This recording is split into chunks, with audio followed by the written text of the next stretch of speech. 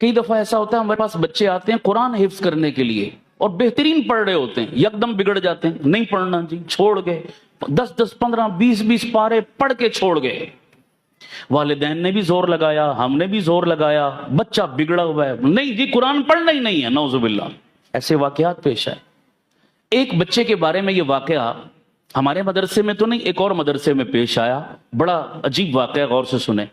بچہ بڑا خوبصورت ماشاءاللہ قرآن پڑھ رہا اور بہترین زبردست ذہین بچہ، بگڑ گیا اسی طرح، نہیں پڑھنا چاہیے، چھوڑ دیا۔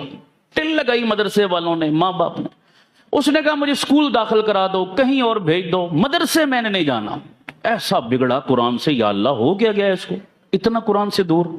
اس بچے کو پکڑ کر وہ ایک بزرگوں کے پاس، یاد رکھو ایسے مسئلوں کا حل کس کے پاس ہے؟ نہ نانی کے پاس، نہ دادی کے پاس، نہ چاچے کے پاس، نہ تائے کے پاس، کس کے پاس ہے؟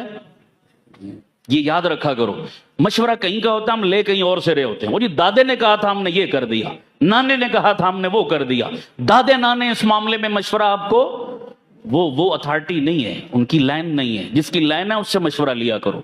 تو آؤ ہم سے پوچھو، ہم آپ کو بتائیں، کہیں نہ کہیں ٹیکنیکل فالٹ آ رہا ہوتا ہے۔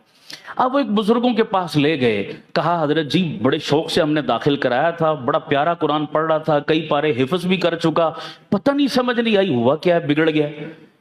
وہ پہنچ گئے، ان کی نظر بڑے دور تک جاتی ہے نا اللہ والوں کی۔ انہوں نے کہا بھئی یہ بچہ بازار کی کچھ چیزیں کھاتا ہے؟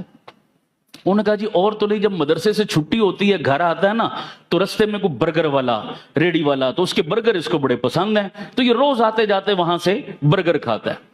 وہ بزرگ فرمانے لگے ایسا کرو 40 دن تک بازار کی تمام چیزیں اس بچے کے لیے بند کر دو، اس کی جو ڈیمانڈ ہو گھر میں اس کی والدہ کو کہو بنا کر دے، برگر بھی چاہیے نا گھر میں کھلاؤ، بازار کی چیزیں مت کھلاؤ، اور گھر میں بھی جب کھانا بناؤ تو کھانا حلال تو ہو ہی ہو، لیکن حلال کے ساتھ ساتھ کیا ہے، اس کی ماں کو کہو کہ باوضو ہو کر کھانا بنایا کرے۔ سبحان اللہ، ان چیزوں کا اثر کتنا ہے۔ باوضو ہو کر کھانا بنایا کرے اور ذکر یا تلاوت کرتے ہوئے کھانا بنایا کرے۔ 40 دن یہ نسخہ استعمال کرو، پھر مجھے بتانا اثر کیا ہوا۔ انہوں نے شروع کر دیا ایسا جناب۔ چند دن گزرے تھے، بچہ خود ہی تیار ہو گیا، لے چلو بھائی مجھے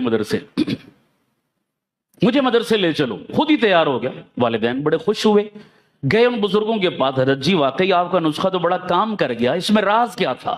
فرمانے لگے اکثر، سب کی بات نہیں کر رہا، لیکن اکثر بازار میں جو چیزیں ملتی ہیں کھانے پینے کی، خاص طور پر تیار کی ہوئی، اکثر لوگ بے نمازی ہوتے ہیں۔ اور حدیث بتا رہا ہوں میرے نبی کے فرمان کا مفہوم، ایک بے نمازی کی نحوست 40 گھروں پہ پڑتی ہے۔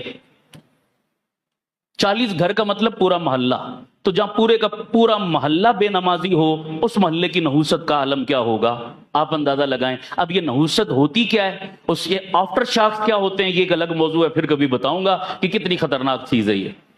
ایک بے نمازی پورے محلے کو لپیٹ میں لیے ہوئے، تو خود اس کے اپنے وجود میں کتنی نحوست ہوگی۔